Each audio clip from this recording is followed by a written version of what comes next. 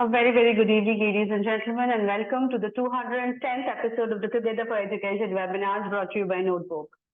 As we proudly completed our 200th episode recently, going down the memory line, it was back in 2020 when we here at Notebook decided to launch a platform for the educators to connect meaningfully on discussing problems they were facing with the rising need of digital education and online learning and arrive at common solutions. Little did we know that day about this platform growing so big, where principals and educators from across the length and breadth of the country have participated over so many sessions. We thank you all once again for supporting us and would look forward to your gracious presence in all our upcoming episodes. We have discussed extremely vibrant topics here like digital learning, NEP and assessment, extracurricular topics like sports and theatre, topics like school finance and management, and even evolved topics like child psychology. Our today's topic is mental health and wellness. Well, mental health and wellness is an issue which is of a real concern at the moment. Starting from yoga, meditation to life coaching, we do it all to get the most important five-lettered word, peace. How do we teach our kids this life skill of taking care of their mental health? Let's hear from the experts today. Our first speaker on this topic is Mr. Burrett. Mr. Burrett retired as a deputy headmaster from the illustrious Doon school in Dehradun after 44 years of serving in education across various institutions. Mr. Burrett served the Doon school as housemaster, head of department, dean of activities, dean of student welfare, deputy headmaster, second master, and acting headmaster with great distinction. He also carried out a visioning exercise for the Doon school in the year 2011 through an in-depth study of a number of British public schools and various schools in the US. Mr. Burrett qualified as a leadership trainer at the Wellington College, UK in the year 2000. He's also an athlete, an adventurer, and a naturalist. And we here at Notebook are truly privileged to have Mr. Burrett as our senior advisor. Sir, a very good evening. Thank you so much for being here today. And over to you, please. Hi, Gogori. Can you hear me? Absolutely. Yeah. Thank you so much for that introduction, Gogori. And a very good evening to you, Achin, all our esteemed panelists and our guests of you. Yes, indeed, a very interesting topic and very important in today's day and age, where we are all concerned about physical health, dentists, our hair, our pedicures, but we hardly pay much attention to mental health. Schools are concerned with sports, socializing, which covers intellectual, physical, social health, but we don't notice the early symptoms of mental illness till it manifests itself in something big. Now, mental issues are not tangible. They're very insidious, silent, and often goes unchecked under the radar. This is the problem with mental health. Also, many teachers and parents are not equipped to actually pick out the first signs of it. We can pick out when a person is ill, coughing and sneezing, but mental illness goes unchecked. It can be defined as a state where there's a sense of well-being that enables people to cope with the normal stresses of daily life. Also, people who realize their abilities, learn and work well, relate to others, and contribute to society. These are mentally healthy people. Mentally ill people cannot function effectively in society. Now, mental health issues includes our emotional, psychological, and social well-being. And it affects how we think, feel, act, and how we make healthy choices. Now, mental health is not only for the child, but for all of us through life. Eventually, how we face death, how we face our last days is a sign of mental health in the old people. I think if you draw three circles, I would say mental health is the interplay between biological, social, and psychological, our lives, these three parts of our lives. Now, biological life includes our temperament, our genetic disposition, our social life. Social life, of course, means our environment, the poverty people live in, the malnourishment, abusive situations. And the psychological life includes, things like our birth experiences and other such things. But the trouble is that we are very quick to give these mental illnesses a big word, a name, and we tag a name onto these people, and then we treat them with medication. So we have obsessive compulsive disorders, we have phobias and manias, we have the entire autistic spectrum, bipolar disorders, learning disorders, bulimia and anorexia and other eating disorders, depression, very, very common with young people today, anxiety, which leads to a lot of suicides with young people, addictions, neuroses and psychosis are much more advanced, paranoia. Now, if you look for the reasons why mental health emerges, we see childhood neglect, injuries in a young age, too much or too little parenting, substance abuse in parents, life situations, very adverse life situations like poverty, the socio-economic situation of a family, narcissistic parents, illness, early loss of parents and family members. Then there's also sexual, verbal, emotional abuse that children face at a young age. But witnessing abuse of a family member. There's also adverse situations like famine, war. You can imagine the children of Iran or Iraq, Syria, what they're going through. How can they be mentally well? Then there's crime, there's war, there's famine, malnutrition. All these are triggers to a mental problem later on. Now, from a teacher's point of view, there's other ways in which we see mental health, and which is very insidious. It's not big, it's very small. The questions I ask myself is, can a child face the normal challenges of life without breaking down? Does he handle gender norms carefully? Is he able to live with differences? Does he have a positive self-image? Being aware of oneself and being able to express one's needs and emotions, the ability to make and keep friends, to be able to accept what life throws at us, which means resilience without the need to break down, being able to set boundaries, the ability to take criticism, knowing that one cannot win all the time and one cannot be the best at everything is also a sign of mental health. It is important that we teach our children to know their strength and to have a good self-image of who they are. Many of us are so disassociated with ourselves. We are disassociated with ourselves. We don't know who we are. Also important to have a growth mindset, as Carol Dweck says, not to have a negative mindset that I'm not good at something. We also need people who get busy in hobbies. Children who are healthy, they can pass the time usefully and creatively on their own. They don't get bored. They don't need others to come and bail them out of their loneliness.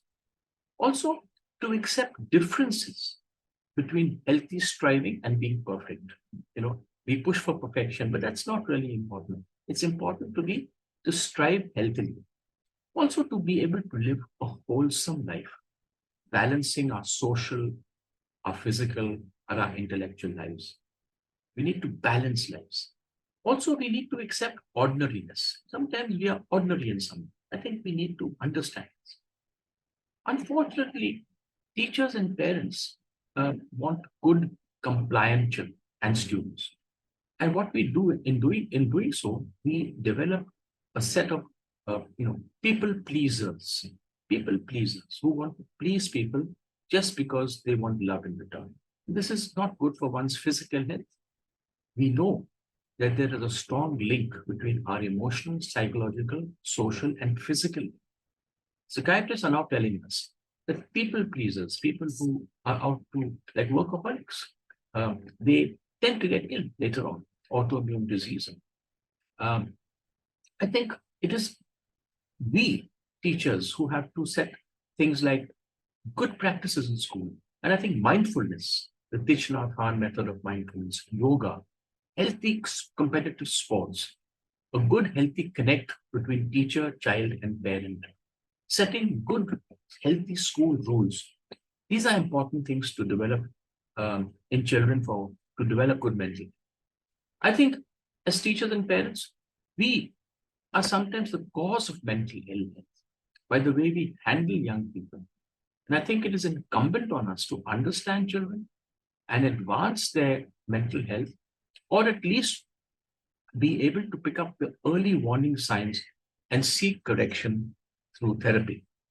And with that, Ganguri, I must say that I look forward to the comments on our expert panel. Thank you, and over to you.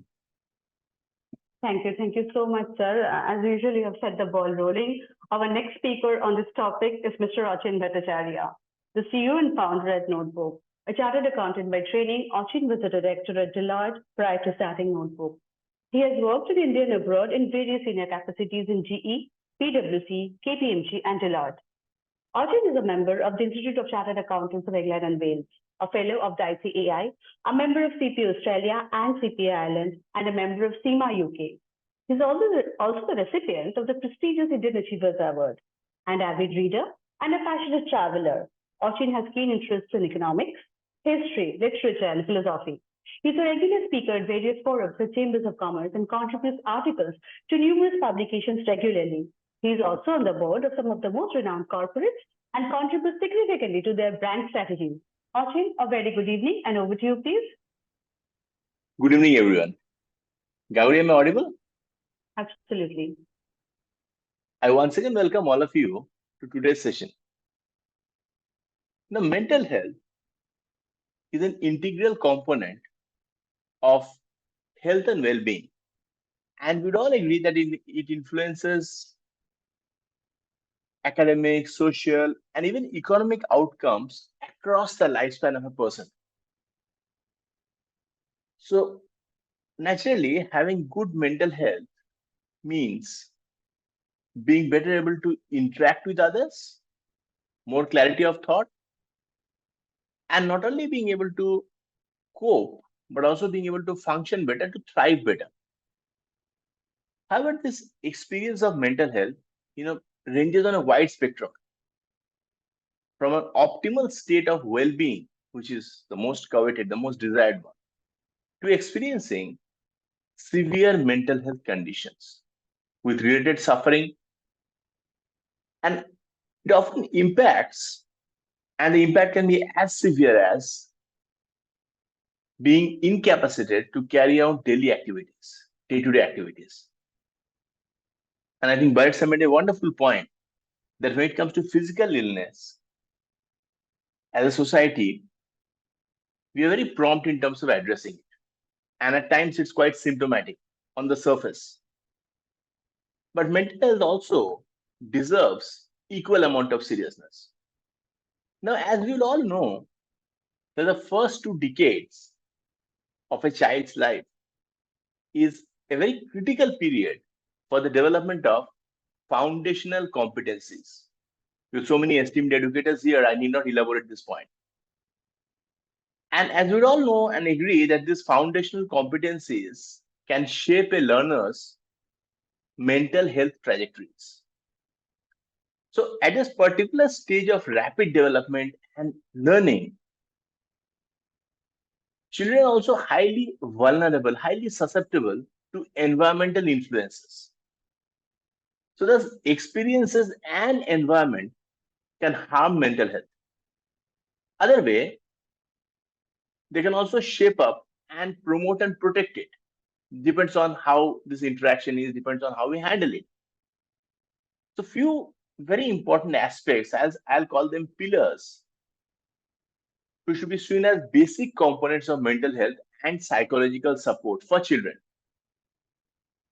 First and foremost, I think very important, creating an enabling learning environment for positive mental health being and well-being. Quite self-explanatory. Second, of course, ensuring access to early intervention. In case there is a challenge, you should not shy away from it. It needs to be addressed. It needs to be tackled upfront. And early intervention in terms of mental health services and support. In case if there's a challenge, in case if there's a red flag, immediately that needs to be addressed. Third aspect, which is very important in terms of this entire topic, is promoting teachers' well-being, which is often neglected, but I think very, very important. no doubt about it. I was very recently, and in this context, I just dived in deeper into it. I was recently reading about a 2020 study just before the pandemic, which was conducted in UK. The government was urged to monitor teachers' well-being across the United Kingdom because research revealed that 1 in 20 are reporting mental health problems. And these issues are lasting for more than a year. This particular study was funded by the Newfield Foundation, and it was the first to examine mental health and well-being of teachers in UK over 3 decades. And the sample size was quite large. More than 20,000 educators were spoken to. They are undertaking the survey, more than 20,000. And it is found, from this survey, it was found that around 5% of teachers today, and of course, I'm talking in the context of UK, but it was found that around 5% of teachers are suffering long-lasting mental health issues, problems. And this number is alarmingly high because when compared to 1990s, in the same geography, this was just 1%. That means 5-fold increase. And a similar increase was also noticed in terms of antidepressant medication, prescribed medication that they were taking to counter depression. So according to this report, a third of new teaching recruits, new teachers who were joining the workforce, were leaving their job within first 5 years. Issues that came up were sleeping problems, panic attacks, anxiety issues. And all of this contributed to teachers' decision to quit the profession. So the teaching profession in England is currently in the middle of a crisis. And one potential reason why it's struggling to recruit and retain enough quality teachers is due to the pressure of the job. So the report concedes that increase in reported mental health problems is not specific to education. So post this survey, when the ambit was widened in order to see that what's happening to other professions, just to understand.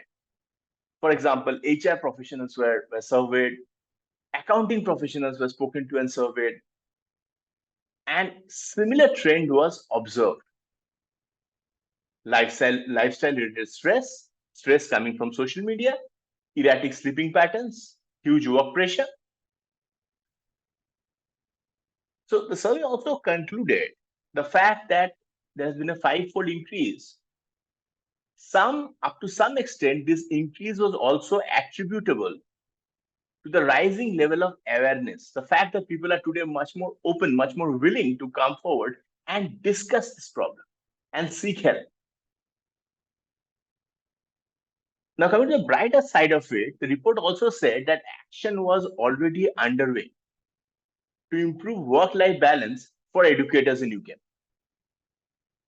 And some steps that were being taken included reducing workload, supporting early career entrants, giving them support, hand-holding, training, so that they could cope up with the pressure of the job, promoting flexible working hours, tackling accountability pressures,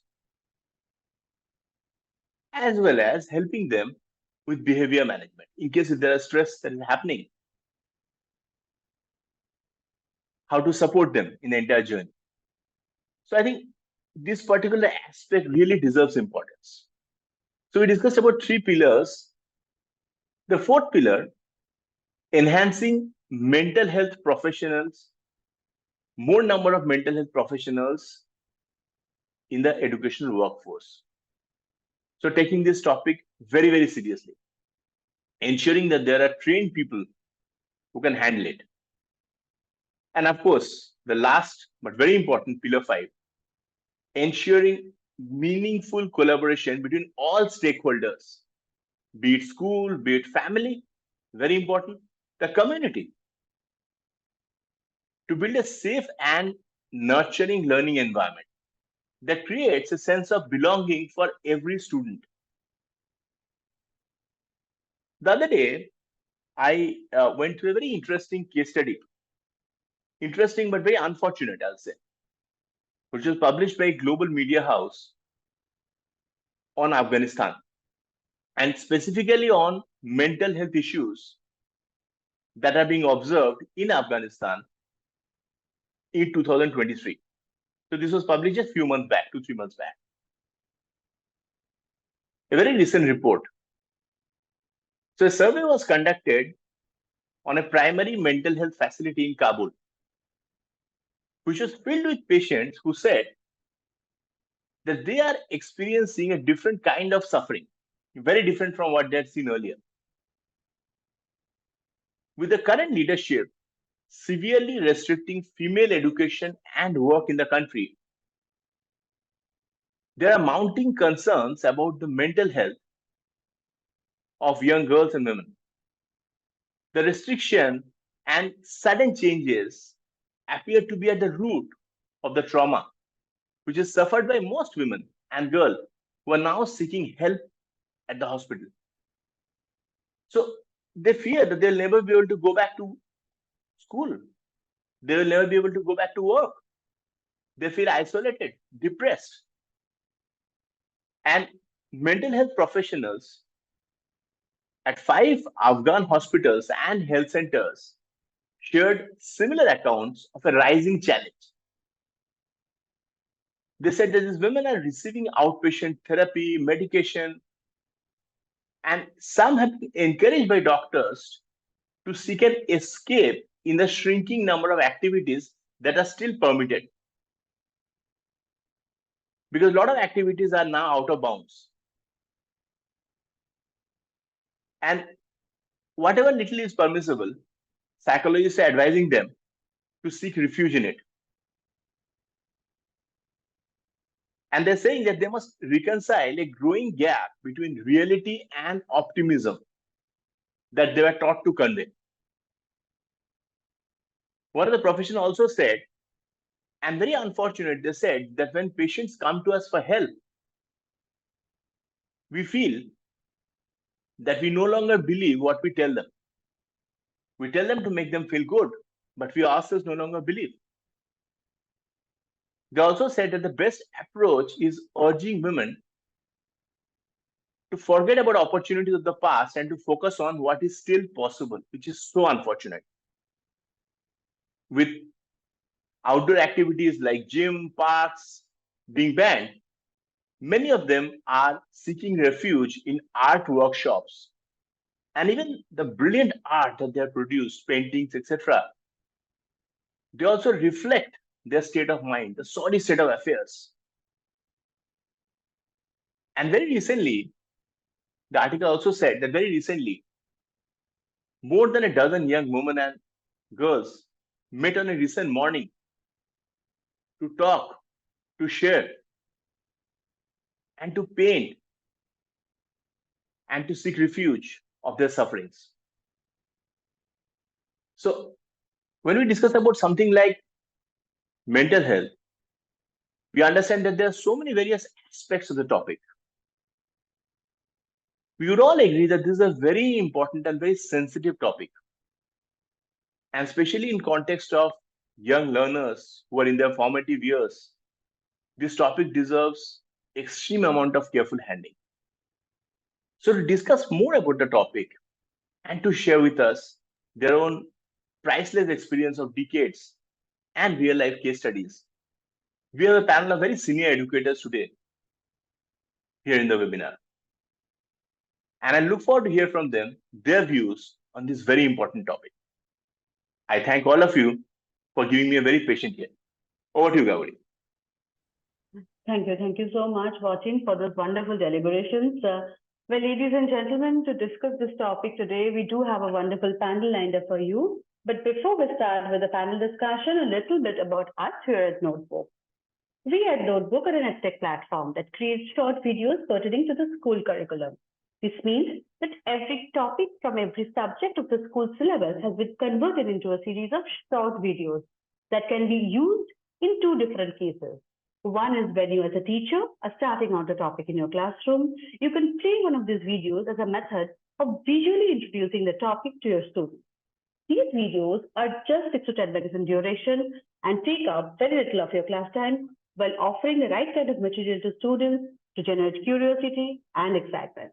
The second is when the student is studying at home months later, they have access to the same videos on their personal devices, be it a laptop or a smartphone. They can watch the videos over and over again until they get a very clear understanding of the topic that you have taught them. What I am going to do now is play you a mashup of notebook videos so that you know what they exactly look like. Hello students, welcome to Notebook. What are the different occupations of people who live in your neighborhood? If you start listing the number of occupations or the number of things people do for a living at present, you will end up with a very long list. Sometimes the same person pursues or follows a number of occupations to earn enough money. The particles of matter are in constant motion. They possess kinetic energy. As we increase the temperature, the particles start moving faster, as the kinetic energy also increases. The intermixing of particles of different types of Helen Keller was the first visually and hearing impaired person to earn a bachelor's degree in the arts. She was an American author, political activist and lecturer. She campaigned for women's rights, labor rights, socialism and similar other causes. Keller was inducted to the Alabama Women's Hall of Fame in 1971 and to the Alabama Writers Hall of Fame in 2015. Well, ladies and gentlemen, that was a small part of some of our videos as you just now saw. We have today connected with over 3,500 schools and have had millions of students and teachers benefit from our videos.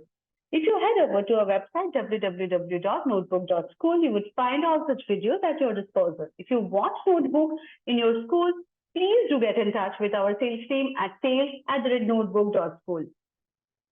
With that, it is now time, ladies and gentlemen, to introduce the wonderful panelists that we have with us today. We have with us today Mrs. Tanuja Dessai, ma'am, Principal, the King's School, Marda, Goa. Ma'am holds an MA, a B.Ed, and has been in the teaching profession for the last 24 years, starting from the KG to PG. She is an extremely passionate teacher who brings out the best in her students, both with respect to academic skills and other skills. She enjoys cooking, gardening, and making handmade cards in her spare time. Ma'am, a very good evening and welcome to the panel. Next, we have with us Mrs. Jayashree, Ayyappan, ma'am, Principal, Adwaith Academic, Coimbatore, Tamil Nadu. Ma'am holds a BSc in Chemistry and has a rich academic career of over 30 years. She has served as a principal in renowned institutions like PGP International School, Namakkal, Green Park International School, Namakkal, and many others. She has been striving to realize her vision of academic and overall success for all her students. Ma'am, a very, very good evening and welcome to the panel. We also have with us M. Vishwanatha Reddy, sir, Dean and Principal, Sloka International School, Hyderabad. Sir holds a BTech and an MTech with 10 plus years of classroom experience. He is a proficient educator with professional educational hard work and software, and is a certified educator and advanced coordinator with advanced leadership style. Sir has been selected as one among the top 50 principals in 2022 by the Times of India. Sir, a very good evening and welcome to the panel. A very warm welcome to Notebook to all my panelists. If I can kindly ask my panelists to switch on their cameras, please. If I can start with Tanuja ma'am first. Ma'am, you're on mute. Ma'am, you have to unmute yourself, please.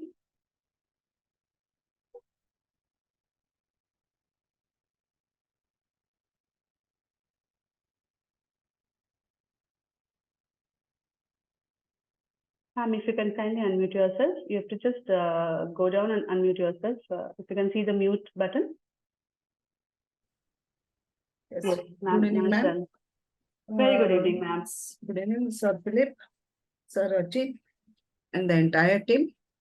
Nice to meet you all for the first time. Lots Ma'am. was heard. Am I audible? Yes, ma'am. My question to you would be, how important is mental wellness in a classroom scenario, and what is the role of teachers Of a teacher as a in this school. scenario? Yes, sure. Now, mental health includes our emotional, psychological, and social well-being. It affects how we feel, how we act. It also helps us to determine how we handle stress, relate to others, and make healthy choices, and adjust with others, our peer group. So if it comes to students, it will be how the students relate with their peers and also with the teachers and as a school. Mental health is very important at every stage. Especially it is more at childhood and adolescence and also through adulthood. Now, in this case, the parent, the teacher, and the student, all these three corners form a triangle. And they all three need to work together, wherein as three pillars of child's life help them to reduce their stress. Now, what are the various aspects wherein we can help as a school to the child? First of all, as a teacher, as a school, we need to be a good listener. We need to listen to the child's problem, whatever may be the problems. Concern for the child. Share their problems. Give them the freedom to express their feelings. Also check on how the children are doing. That is our duty. Provide children with accurate information. Madam, am I audible? Ma'am, you are absolutely audible, ma'am. Am I audible? You are audible, ma'am. You are Okay. audible. Okay. Then seek suggestions from children. Sometimes as a school, we need to create an environment wherein the child will feel like coming to school. The classroom needs to be very well decorated and the child needs to be comfortable in the classroom environment. So sometimes we feel in the seniors, we will not take suggestions from the students, but no. We need to give them the freedom to express themselves. That what type of environment do they need? Watch out for any warning signs and child behavior that interferes with their ability to explore, them to play and learn. Throughout, we need to support them and guide them. We need their support also, where we will work with them. Encouragement, motivation, inspiration are the three important keys which will bring about success in them. Also model good coping behavior for students. Be calm, be honest, and be caring. As teachers, we need to be caring. Because as Sir Philip has already mentioned, there are certain reasons like socio-economic reasons. There are some financial problems. There are some students who come from the background where there is no mental peace at home. There is no happiness at home. So this type of children, they don't have mental health. They don't have a sound mental health. So in this case, we the teachers who need to help, support, and guide these children. Now, at present, teaching profession is becoming more and more stressful. It is not how it was in the past. Because we cannot scold children, correcting them is also very difficult. We cannot punish them. So molding a child is quite a tedious job. So it needs to be done tactfully. So we need to find support, and that support we can get only from the parents. So find support and be supportive. These are the two aspects which we need to keep in mind. We need to find out if someone is struggling, find support, maybe a friend, maybe a family member who may help us, or a school counselor or a primary doctor. Also, we need to find out the first signs when we feel that a child is not mentally healthy. So immediately a step needs to be taken wherein we find out what is the cause of the child, because there are various causes of mental health like childhood abuse, environment. There are family health disorders. There is also one cause. Lifestyle, which deals with poor diet, alcohol consumption, substance use, etc. Sometimes there are mood swings and socioeconomic problems.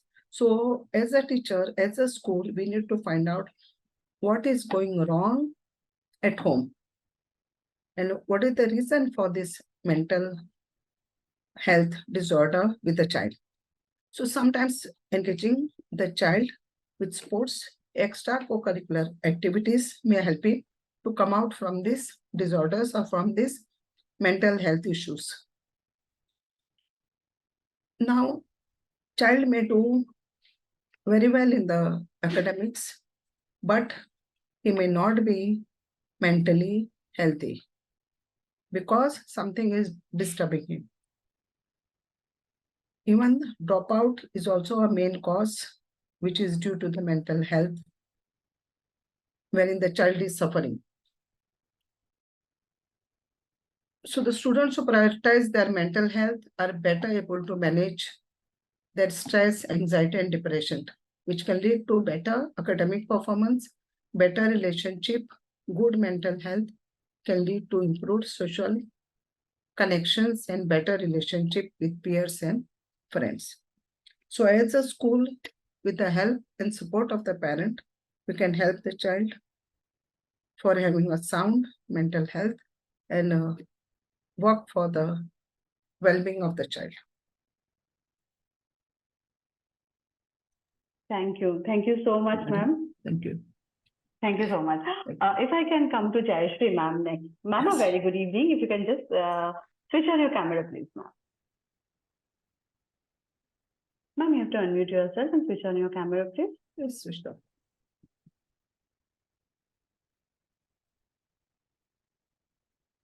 Jayashree, ma'am, are you there? Okay. I'll move on to Vishwanatha Reddy, sir. Sir, my question to you will be, what are the issues you're facing in school for mental health and wellness, and how are you addressing it? Are you able to hear me, ma'am? Yes, sir, we are able to hear you. Yeah. Very good evening to all the panel members who are here. Jayashree ma'am and Philip sir and Achin sir and all the panel members. Very good evening and happy Rakhi to all of you. Happy Rakhi to you, sir. Thank you. Yeah, generally as a principal, I'll be more realistic what is generally in these days happening in the school. I'll take a case study of my school only because one child has joined from Puducherry to Hyderabad. Father has shifted from Puducherry to Hyderabad.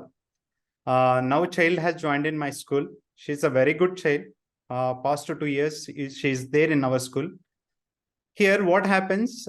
Generally, this child is hefty. She's very hefty. So this Telugu children, because she don't know Telugu, the Telugu children who are studying in our school, are you able to hear me, ma'am? Yeah, this Telugu children who are studying in my school, they used to comment her.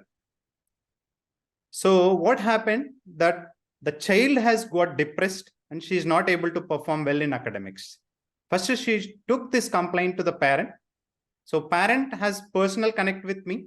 So she has taken this issue to me directly to my cabin. And I have addressed this problem in the prayer. So when I addressed in the prayer, these kind of incidents are not happen later. So if you take National Education Policy 2020, like emphasize more on this students' mental health and well-being. If you take one book has been published by this NEP people, and that if you see students satisfied with their body image only 55%, remaining 45% are they are not happy with their image, body image. So this is the first thing we need to address to the kids. That's not an important, and we need to guide them about wellness also. Here wellness is nothing but their nutrition, how they are taking food, how much quantity they need to take, what is the ratio of proteins, fats, how much they need to take intake, how they need to maintain their body slim and fit. That makes mentally also fit. So this is very, very important these days. In the pandemic, kids were not playing well and they are not going out of the house. Now they are coming slowly to the schools. Now they are doing physical activities in the school. This is not enough. As a parents, as a school heads, we need to still insist about their wellness and their mental health in the prayer, or when we have a parent meeting, we need to send a circular about their daily diet so that we can control. First point, which I have faced in my school is, that is a body shaming is to happen. Child was depressed.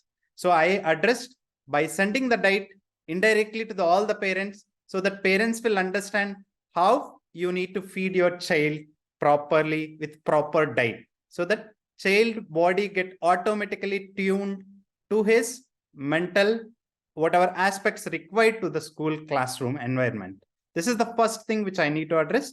Second thing is, when you come to grade 8 to 12, you will have this, suddenly the child, you will feel that till grade 5 he is doing very well.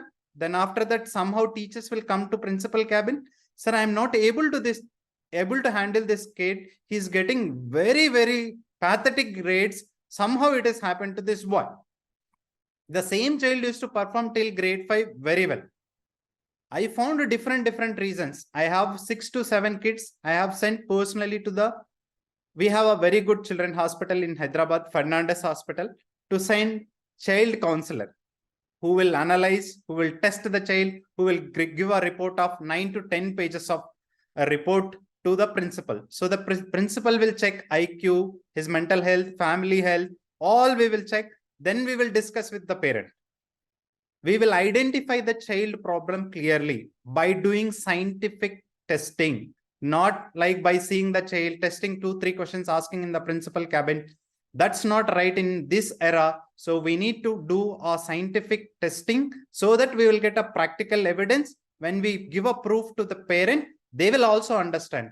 Simply, if you are saying to the parent in the principal cabin, they are not ready to listen this all the feedback. If you go with the practical evidence, then parents will listen. Then we also need to suggest a remedy. Now government is insisting that inclusiveness in the classes, you need to have a special educator. So some parents are requesting you, please kindly put a special teacher to my child to handle this child. This case is also I have found. This is mostly I found NRIs who have come from USA and UK. These children are not mentally very stable. 3 to 5 cases I have found last year. These are the 3 cases as ma'am requested me to share from my school end. I have shared. And 2 more points I want to share from NEP people. NEP policy, what it is insisting on us is this inclusiveness in the class. In coming 3 to 4 years, these kind of problems you are going to face, because both parents are busy. Their children are addicted to mobiles, including principals.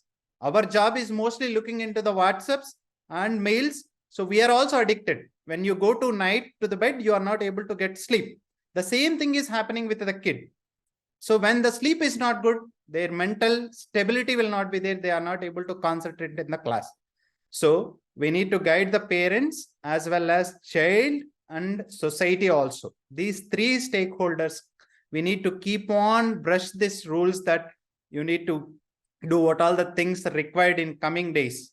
So how I taken sending a diet to the parent and personally speaking with the child, addressing mass gathering about this bullying kids, about body shaming, and sending scientific evidence to the doctor. From the doctor, if I'm taking, then I'll show to the parent. So this is the way how we can resolve these kind of problems in this 2023. Earlier, one word, if you say principal, parents used to listen. Now that days are gone.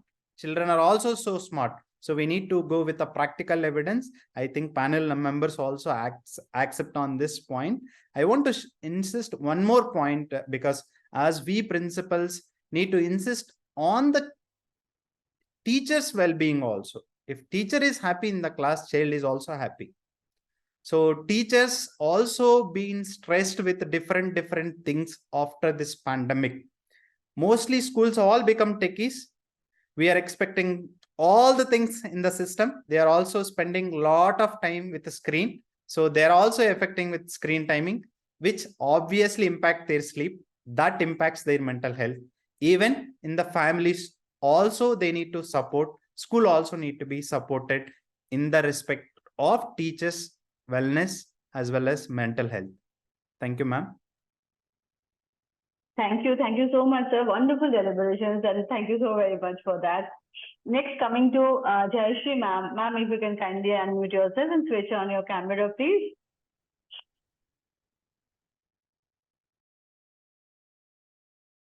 Ma'am, a very good evening and welcome to Notebook. My question to you would be, what are the effective methods of improving mental health and wellness in current scenario for the school kids? Good evening, one and all. It's a great pleasure to join this webinar, and I'm so happy to share a few points, almost whatever I had thought of already. The two principals have discussed in detail, so I have not much to add, but a few points, just one or two, which I would like to just add up. The first and the foremost thing is, first of all, we should understand the kid. The question here is, what are the effective methods of improving mental health and wellness in the current scenario for school kids? So we're going to talk about the school kid. As of now, we see that the child goes in the 4 different brackets of the NEP. And when we look into them, we find that children have the necessity to be petted and pampered both by the school as well as the home. At home, of course, it's a single child, probably, or very rarely two kids at home or 3 maximum. But we find that those children are requiring a lot of attention by the teachers and the ones who are around them, which means their peers, their fellow being, everyone. So when they start from home and reach the school and back home, all the way through, they have to be guided, guarded, and taken care in all aspects, which will definitely help them in being a social being to the best of their ability. So I would just say 5 points. That is, number 1, connect, be active, take notice, keep learning, and give. And when you are a giver, you automatically become a very strong personality to change the entire generation. So what we feel is, now is the time for the teachers to take a new shape, not only as a teacher, but beyond that, and go the 360-degree step in converting the entire classroom as a need for each and every child. If there are 30 children in the class, there will be a 30 center of attractions that's being handled. And we will be promoting first their emotional expressions.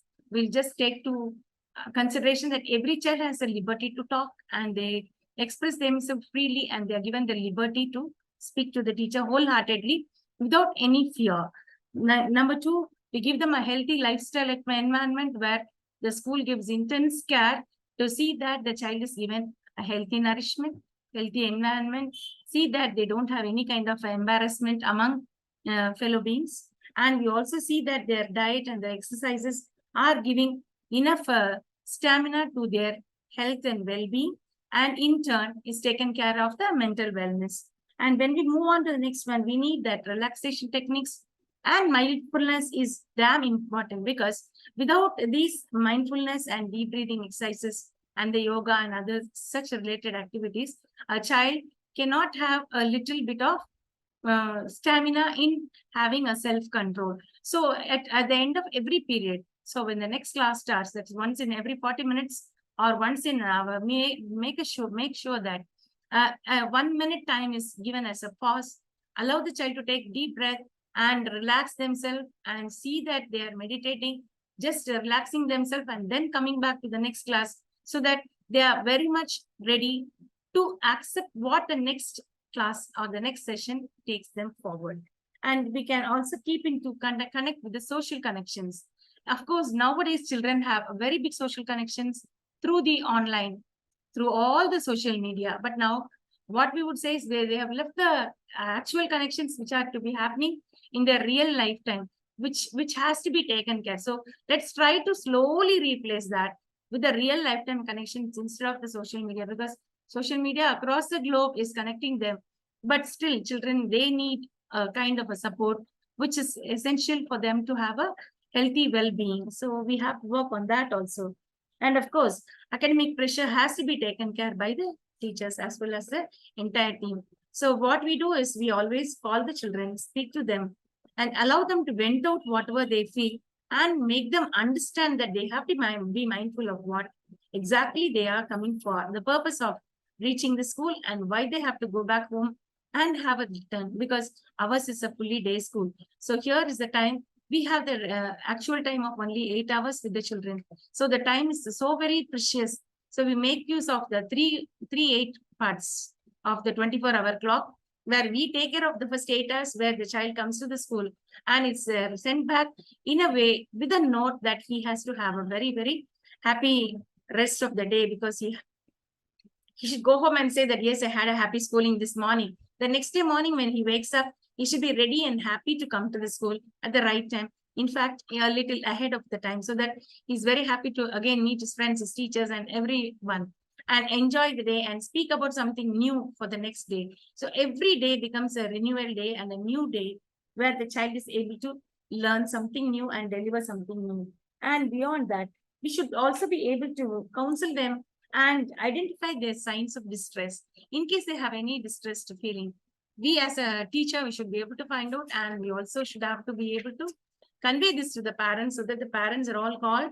They're also being told that where the difficulty of the child is, speak to them in the form of a counseling, and get them out from their vent, just allow them to vent out whatever they have. And they become a little more confident. And so the child goes home and says, yes, mom, I was able to talk to my ma'am, what I really had as an defect, and whatever I had as a feel, I was able to express. So this helps in actually when the mental health is not being properly catered, it goes into the physical problem. So when it goes into the physical problem, the physical physiology is completely affected. The child goes to be a bedridden one, and the parents do not even identify where exactly the problem is.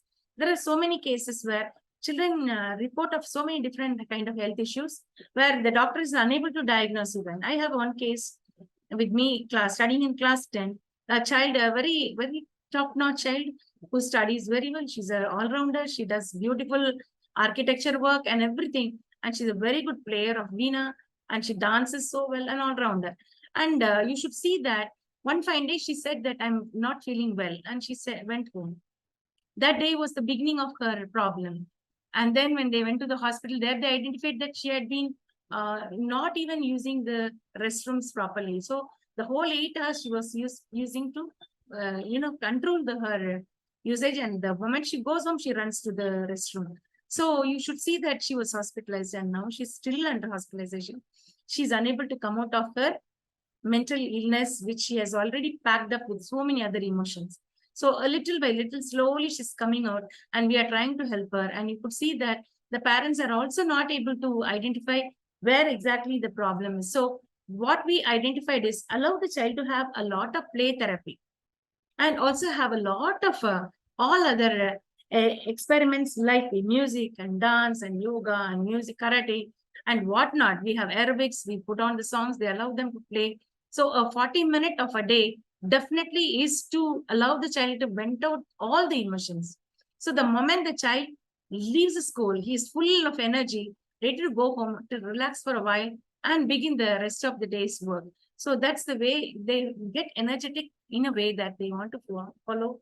The next day, they will have the craving to come to school. So this is how we proceed. And we find that this kind of children's ailments can be treated very well only by a periodical intervention of whatever the problem the child faces, and allow the child to speak out openly, so that we are there for them. We will give them the feeling that, yes, you have someone to whom you can rely upon, and you are in the safe hands. And give the confidence to the child that they can open up anything and everything across the roof of the sky, so that they feel very comfortable in coming to school and talking to the teacher whom they love.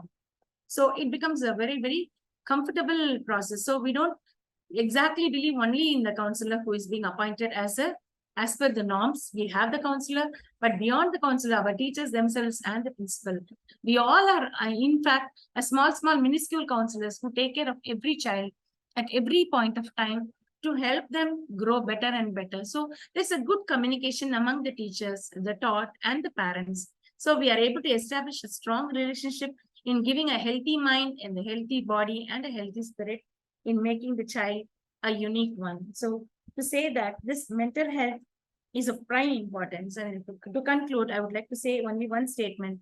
Remember that each child is unique. So a personalized approach is essential. Collaboration between educators, parents, and mental health professionals is the key to creating a supportive environment that fosters mental well-being of every child. So let's all work together in making a new generation, a generation which will really be a very strong personality to take up the nation forward to the next era. Thank you so much for joining. Thanks a lot for the opportunity given to me. Thank you, Notebooks. Thanks a lot. Thank you, Mrs. Thank you. Thank you so much, ma'am. Wonderful inputs, I must say. Thank you to all my panelists today, Tanuja ma'am, Jayashree ma'am, and Vishwanatha sir. Thank you so much for joining us. It was an absolute insightful discussion, and calling back Achin for the vote of thanks. Yeah, I think, thanks, Gauri. A very seamless session, a wonderful session. I must thank all our esteemed panelists. But sir, thank you as always for giving us a great start. And I think with your decades of experience, I think you really made some wonderful points. In fact, not only the session, I was just going through the Q&A, and I saw sir's response to one of the questions. I really liked it. I think someone asked with regard to aggression, how to handle a child's aggression from class 8 onwards. And I saw the response that sadness as a basis for anger. To find out the reason, what's troubling the child. I think really wonderful. Wonderful. Thank you so much, sir. Tanuja ma'am, thank you. Thank you for, I think, very holistic perspective, very mature perspective. Must appreciate. A lot of good points you made. Vishwanath sir, I think very good reference to NEP 2020. And also we couldn't agree more that yes, fit mind resides in a fit body. So the importance of physical activity, the importance of wellness, really very important topics, no doubt about it. Jayashree ma'am, thank you for being a part of the panel. I think you made some wonderful points, including the 360-degree perspective, the fact that every child should have the liberty to express himself or herself without any fear. I think that is very, very important. One of the most important takeaways of the session. And also the fact that mental health at times, yes, it do leads to physical ailments. So I think the earlier point that you made, the fact that yes, every child should be comfortable to express himself or herself, that is very important. So I think a wonderful session overall, and I'm sure members of the esteemed audience also loved every bit of it. I thank all of you for being here, and we look forward to your continued support in the sessions to come. Thank you, take care, and goodbye.